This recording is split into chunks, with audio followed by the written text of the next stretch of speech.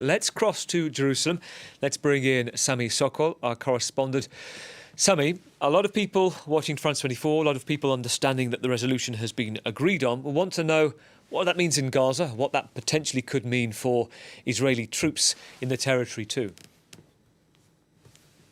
I think the big question will be is the way Israel will take this decision. In the beginning of the campaign in the Gaza Strip, Israeli politicians made it clear that part of the ways that they're pressuring Hamas is through the entrance of humanitarian aid. And we've heard time and again that Hamas will not surrender unless it will feel that kind of pressure and that it will also feel the pressure from the people of Gaza. So there was the idea here that the people in Gaza will revolt against the Hamas leadership because of the appalling conditions in which we've seen them. Now, this has not happened so far, and instead we've seen American pressure to enable trucks to go into the Gaza Strip.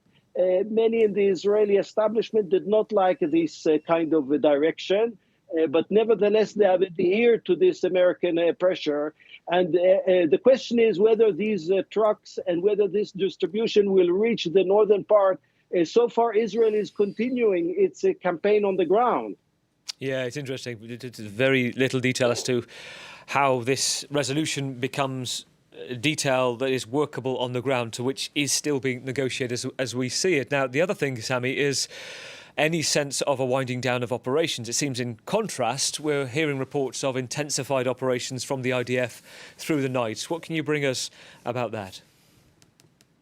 Okay, so the campaign is continuing, both from the air, from the sea, and shelling of artillery. There was an attack in Nuseirat, which is in the central area of the Gaza Strip.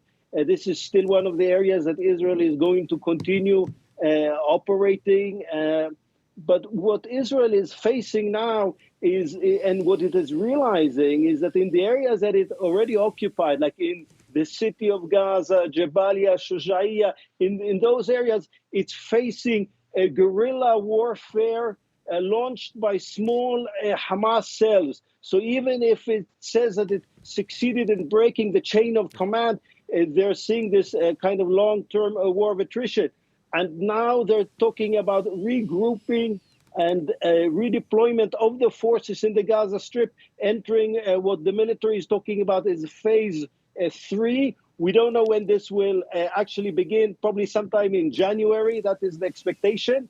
And this will mean that Israel will create a buffer zone, which will be maybe a kilometer or more along inside the Gaza Strip.